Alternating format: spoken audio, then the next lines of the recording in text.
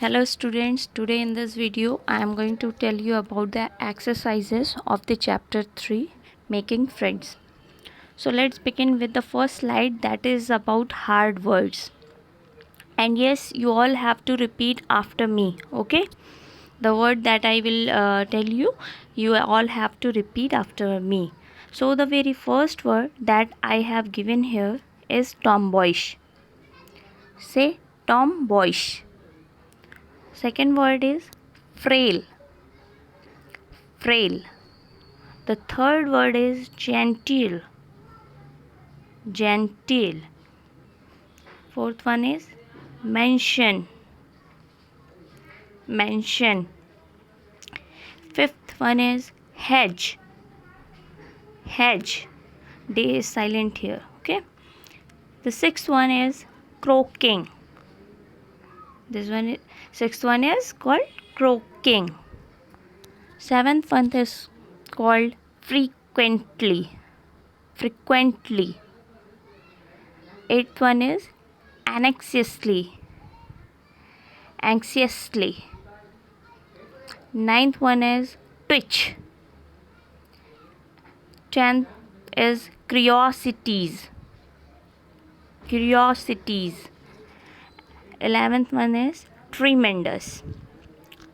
Tremendous. Okay. So now moving to the next slide, that is about word and meaning. So the first word that I have given here is crimson. The meaning of the crimson is deep red color. Okay. Genteel poverty. Genteel I have given you in the hard words. Genteel poverty. So the meaning of genteel poverty is having little money but high social standing. Third is shovel. Shovel means a spade. Fourth is startled. Startled means frightened. Fifth is mansion. Mansion. Mansion means a large luxurious house. Sixth is hedge. The meaning of the hedge is a fence formed by closely growing bushes or shrubs. Seventh is amuse. So what is the meaning of amuse? The meaning of the amuse is to entertain. Eighth is bag and baggage. The meaning of bag and baggage is with all possessions. Ninth is twitch. Twitch means a sudden move. 10th is splendid. That means excellent. 11th is curiosities. The meaning of curiosities is an unusual and interesting thing or person. 12th is elegant. The meaning of elegant is classy. 13th is gruff voice. The meaning of gruff voice is deep and rough voice. 14th is sequel of dismay. That means cry of alarm. Cry of alarm. Okay. Now moving to the next slide. So here is exercise B, that read the sentences and answer the questions. So the first sentence that is given here, I am going to read the sentence. Okay. She can never sit still for even a moment, but she'll back soon and telling me how her feet and ears and fingers are frozen and ready to drop off. So regarding this, there is a question. The first question is, who said this and about whom? So Meg said these words about Joe. So the second question, why did the speaker say this? The speaker said this because it was too cold and Joe was going outside for exercise. Okay. The third question that is given here, what did she really say when she came back?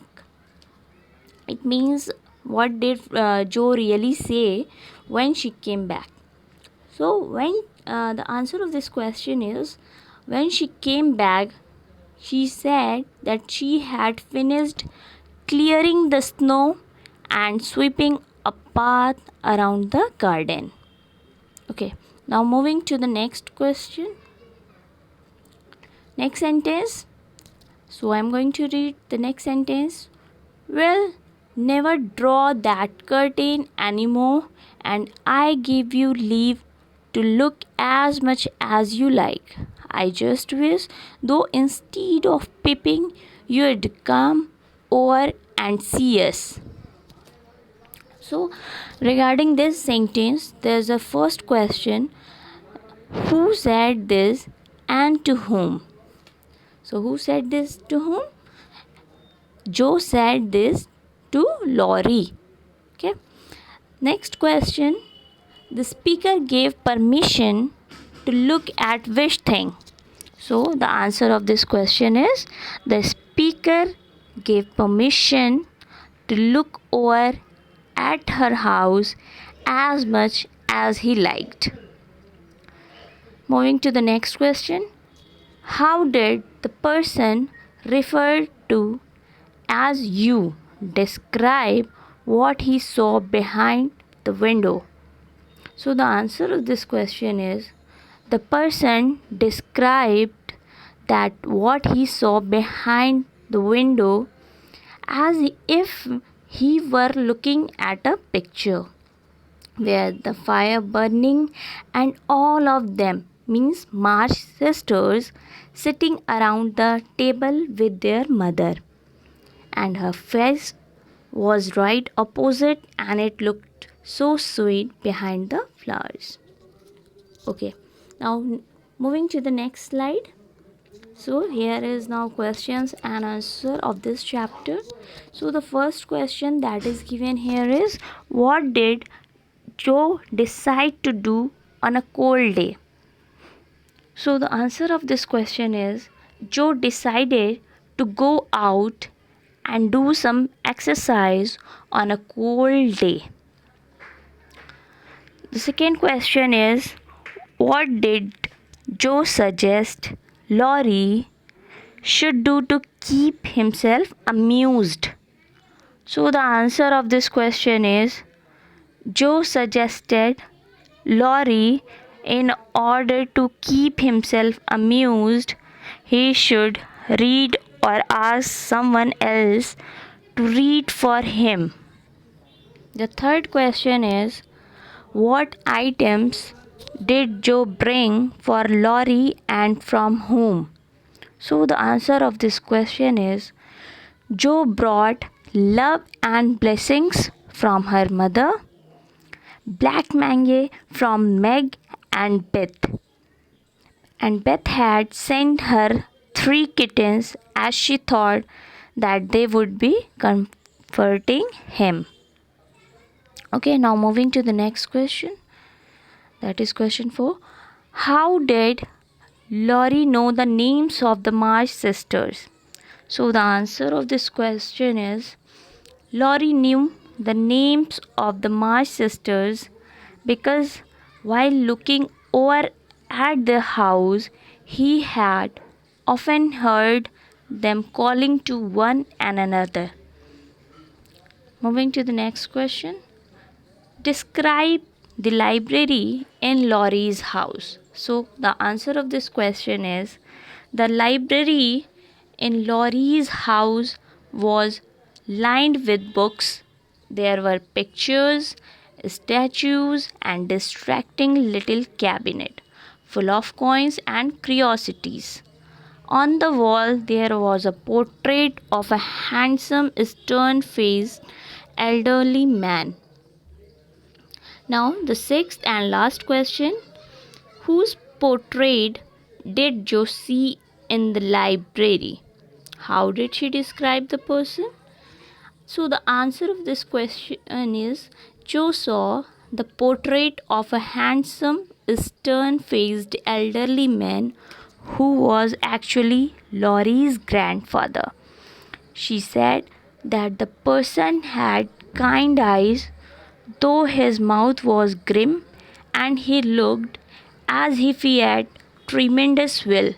She also said that he wasn't as handsome as her grandfather, but she liked him. So, student, this is all about the exercises of the chapter 3. You all have to note it down and learn it. Okay, bye.